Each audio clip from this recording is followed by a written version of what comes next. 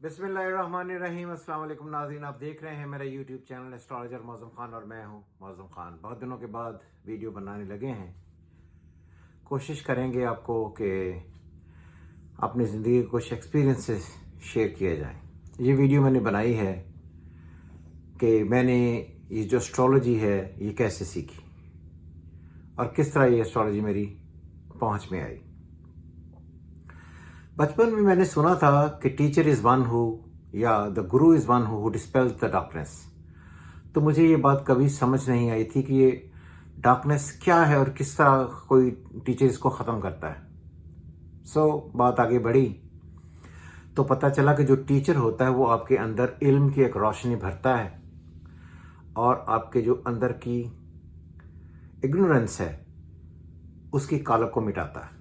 तो इसलिए I think ये फ़िक्रा बहुत ही ज़्यादा बेहतरीन है कि गुरु इज़ वन हु या teacher is one who dispels the darkness. Teacher पर तो कुछ भी आदमी कहे, कम अल्फाज पढ़ते हैं, लेकिन मैं ये अपनी ज़िंदगी में कहना चाहता हूँ कि मैं उन लकी अफराद में रहा हूँ हमेशा कि जिन्हें अच्छे टीचर ही मिले।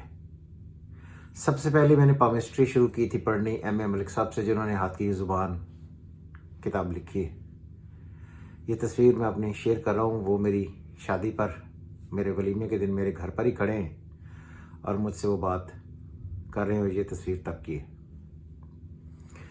फिर उसके बाद मुझे इंडिया जाने का मौका मिला, बहुत सारे गुरुओं से मौका मिला पढ़ने का, लेकिन अल्टीमेटली मैं फिर नेपाल चला गया।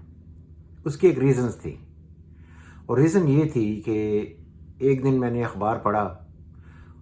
टीवी उस वक्त कम लोग पढ़ते थे, लेकिन अखबार पढ़ा तो उसमें थी एक खबर कि शाह वृंद्र ऑफ नेपाल, उसको किसी घर वाले ने कत्ल कर दिया, यानी कि किसी ख़ानदान वाले ने कत्ल कर दिया है। और किसी नेपाल के ज्योतिषी ने यह खबर राजगुरु जो होता है, दरबार का जो गुरु होता है, ये जिसे एस्ट्रोलॉजर कहते हैं, उसने ये बात पहले से बता दी थी शाह वृंद्रा को कि घर का कोई आदमी आपको कत्ल कर सकता है, आपके कत्ल में मुलव्वस होगा।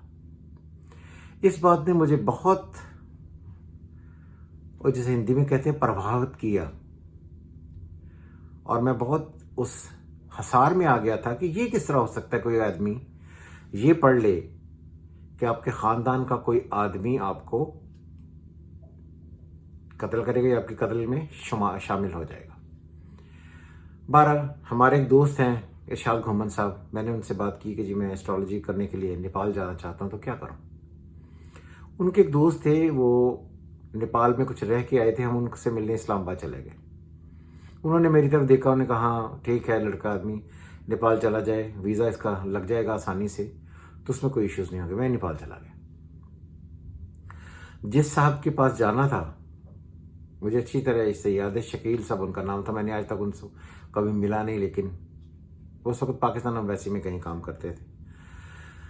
जब मैं यहाँ से पहुँचा हूँ तो पाकिस्तान एम्बेसी में गया और मैंने जाकर वहाँ पूछा जी शकील साहब, उन्होंने कहा जी वो आज ही पाकिस्तान वापस आ गए आज ही उनका ट्रांसफ़र हुआ और वो पाकिस्तान वापस आ गया। अब मैं बेयारो मददगार, मुझे समझ नहीं आ रहा था कि नेपाल में मैं पाकिस्तान एम्बेसी के सामने खड़ा हूँ, लेकिन कोई भी आदमी ऐसा नहीं है जो उस मुल्क में मुझे जाने। फिर मैंने मुख्तलिफ लोगों से पता करना शुरू किया कि ये रीडिंग किसने दी थी, किसने ये कहा था, कहाँ से पता चलेगा। बाहर पता करते करते मुझे किसी ने कहा जी कि आप पोखरा चले जाएं, पोखरा एक जगह है काठमांडू से काफ़ी दूर है, वहाँ पर आप चले जाएं तो वहाँ पर एक गुरु हैं, वो आपको ये सारी बातें बताएंगे, वही जो है वो एस्ट्रोलॉजी सिखाते हैं। तो मैं पोखरा चला गया। पोखरा जाकर मैंने जगहें तलाश करनी शुरू की और गुरुजी की तलाश की। बाद में मुझे पता चला जी ये एक दुकान है, ये है, इस पर होते हैं डॉक्टर बालाराम उपाध्याय रेग्मी, डॉक्टर बालाराम उपाध्याय रेग्मी। तो इन्होंने वो प्रेडिक्शंस दी थी, रीडिंग दी थी, तो मैं उनका इंतज़ार करने लग पड़ा। वो आए, मैं उनसे मुलाकात हुई, मैंने उनसे कहा कि मैं एस्ट्रोलॉजी सीखना चाहता। तो आई थिंक कि मुझ पर जो एहसान किया या मुझे जो जेन्युइन एस्ट्रोलॉजी सिखाई, तो वो मुझे डॉक्टर बालाराम उपाध्याय रेग्मी साहब ने ही सिखाई। ये आप देख सकते हैं, ये उनकी तस्वीर है। बहरहाल उन्होंने जो मुझे तालीम दी वो बहुत इंटरेस्टिंग थी। सबसे पहले उन्होंने मुझे कहा कि अपना हॉरोस्कोप बनाओ। मैंने अपना हॉरोस्कोप बनाया।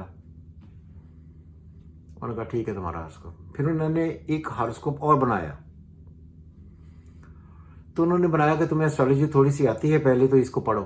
तो मैंने कहा जी ये किसी ऐसे आदमी का हॉरोस्कोप है जो बहुत बलवान है, बड़ा उदा स्टेटस और रुतबा मर्तबा होगा, लेकिन इसकी ज़िंदगी में कुछ ऐसे मामले होंगे कि घर के मामला थी, इसे एक दिन घर के फसादात ही इसकी ज़िंदगी में काफ़ी डिस्ट्रक्शन का बायस होंगे, तबाही होगी इसकी वजह से। तो उन्होंने मुझे कहा कि तूने ये कुंडली पहले पढ़ी है? मैं कहा नहीं जी, इसलिए नहीं पढ़ी कि आपने तो इसमें जो प्लानिटरी कंडीशन लिखाई है वो लिखाई है, आपने ना तो डेट ऑफ बर्थ लिखी है कि किसकी कुंडली है, ना ही आपने नाम लिखा है। कहते ये शाह बृंद्रा की कुंडली है। तो तब मुझे लगा कि अच्छा इसको पढ़ा जा सकता है। तो फिर उनसे मैंने पढ़ना सीखना शुरू किया। तो आई थिंक मैं समझता हूँ कि वो आदमी जो अपनी ज़िंदगी में अपने साथ टीचर नहीं रखता है, मैंने यहाँ पर देखा पाकिस्तान में कुछ लोग इस बात पर बहुत फख्र करते हैं कि उन्होंने ये सारी चीज़ें खुद ही सीख ली और उनकी ज़िंदगी में कोई उस्ताद नहीं था। तो जो बेउस्तादा होता है वो बेउस्तादा ही होता है। इसलिए मैं समझता हूँ कि उस्ताद का होना आपको हमेशा एक अच्छी राह पर लगाता है और आपको इल्म की तरफ झुकाता है।